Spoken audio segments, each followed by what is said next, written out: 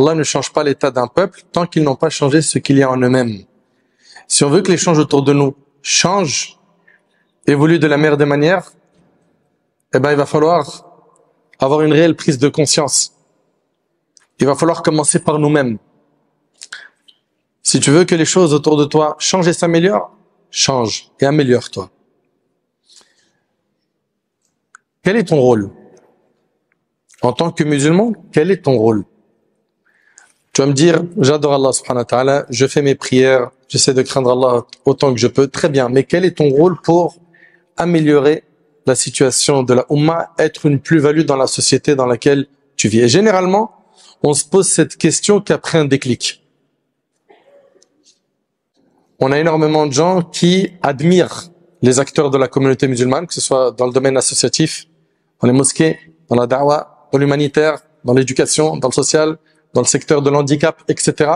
On a des belles choses qui sont faites, et on a des gens qui disent « Allahumma barik ». Oh, mashallah, t'as vu cette sœur, t'as vu ce frère, t'as vu les efforts que lui fait, t'as vu ce qu'elle fait comme effort, et c'est admiratif.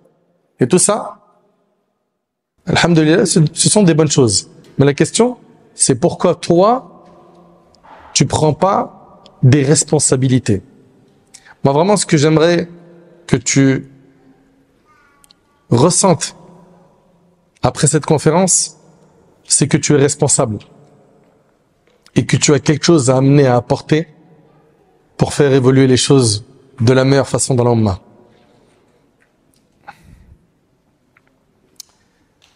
Chers frères, chères sœurs, lorsque l'on regarde nos pieux prédécesseurs, rahimahumullah, ils ont tous été des acteurs. Et je vais vous raconter quelques histoires qui auront pour objectif, Inch'Allah, de nous redonner de la motivation, de nous booster. Le noble compagnon Abu Bakr as-Siddiq, radiyallahu ta'ala anhu. Abu Bakr, le meilleur compagnon du prophète, sallallahu alayhi wa sallam. Abu Bakr radiyallahu anhu prononce la shahada et très rapidement, il va faire la da'wah. Il va appeler Allah subhanahu wa ta'ala et il va être la cause de la conversion de 5 nobles compagnons parmi les 10 à qui le paradis a été promis. Allahu Akbar. Abu Bakr se convertit et il ressent la responsabilité. Et il a bougé pour faire da'wah, pour répandre le bien autour de lui. Et toi, si tu bouges en étant sincère et que tu fais des efforts, Allah tabarak wa ta'ala t'utilisera et te facilitera de faire le bien. Comprends bien ce point. Toi, qui as entendu ce qu'a fait Abu Bakr en très peu de temps, sache que tu peux, bi'idhnillahi ta'ala, faire beaucoup de khir et être un acteur positif. Il te suffit d'être sincère, de bosser en sacrifiant pour Allah subhanahu wa ta'ala et tu verras qu'Allah subhanahu wa ta'ala t'utilisera dans le bien. At-Tufayl ibn Amr ad-Dawsi, c'est la deuxième histoire. Cet homme-là était quelqu'un de noble, le chef de la tribu de Daous, un poète intelligent, quelqu'un de sage. Sa tribu avait une principauté ou quelque chose comme cela, quelque part dans le Yémen. D'accord? Il est du Yémen. Tufayl vient à la Mecque en l'an 11 de la prophétie. Donc avant la hijra, avant l'émigration du prophète en l'an 11 de la prophétie. Les Mecquois se préparent à son arrivée et lui réservent un accueil honorable et grandiose. Oh Tufayl, tu es venu dans ton pays, tu es chez toi. Et ils vont tout de suite le mettre en garde contre le prophète Muhammad alayhi salatu wassalam, qui travaillait sans relâche à faire la da'wah, il appelait les gens à Allah subhanahu wa ta'ala. Et ils vont lui dire, cet homme parmi nous, en parlant de Muhammad, nous a défiés, rompu notre cohésion, dispersé nos efforts. Toutefois, sa parole est comme de la magie. Il sépare l'homme de son père, de son frère, de sa femme. Nous craignons qu'il vous influence, toi et ton peuple. Ne lui parle surtout pas et n'écoute rien de lui. Qu'est-ce qu'ils ont fait? Ils ont conditionné At-Tufayl ibn Amr ad-Dawsi jusqu'à ce qu'il était déterminé à ne plus rien écouter du prophète sallam. Tufayl, il a été conditionné pour pas écouter le prophète sallam. Et il va dire, par Allah, il me conditionnait à tel point que j'ai pris la décision de ne l'écouter en quoi que ce soit.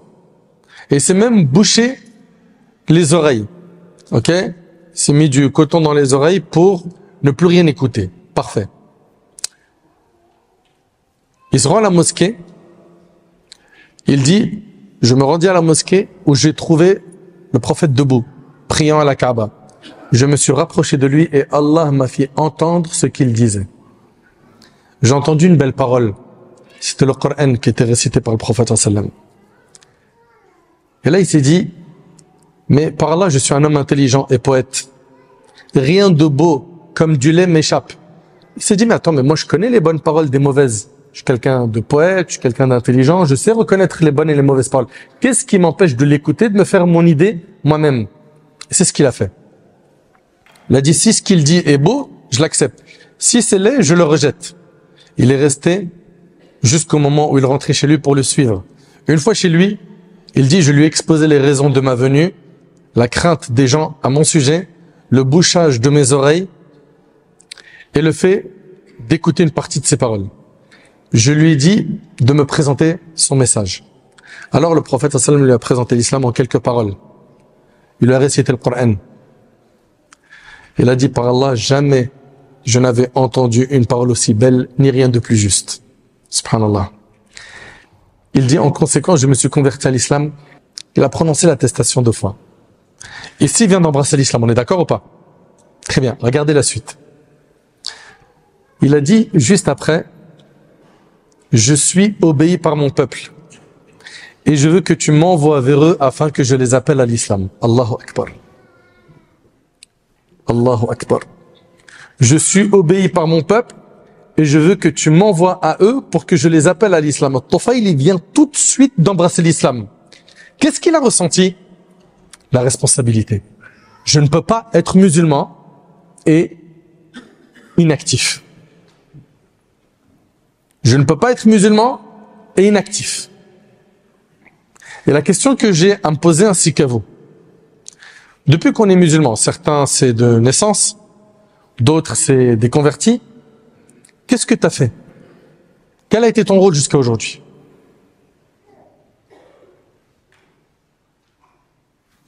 Quel bien as-tu fait pour la Ummah, pour la société dans laquelle tu vis?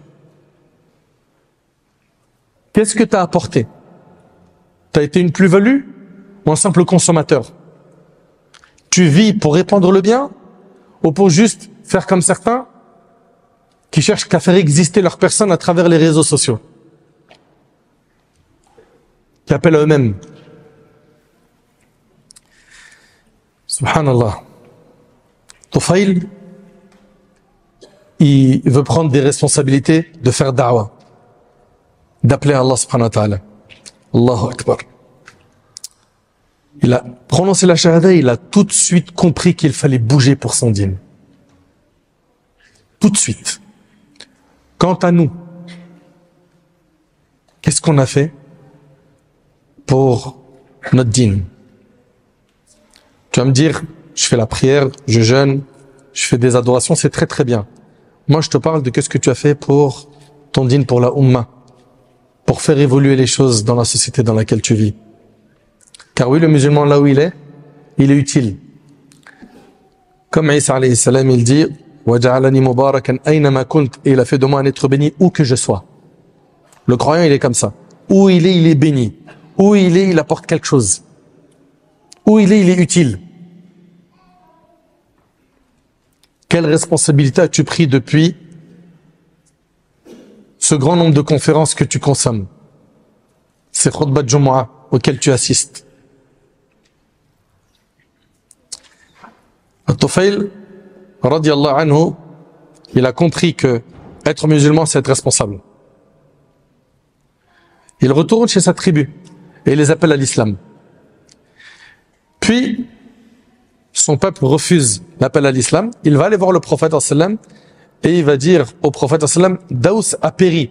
Ils ont refusé mon appel à l'islam. Fais des invocations contre eux. Fais des invocations contre eux. Le prophète sallam a invoqué Allah en leur faveur en disant, Allah mahdi Daous wa'ti bihim. Oh Allah, guide Daous et amène-les vers nous. Guide-les vers le droit chemin.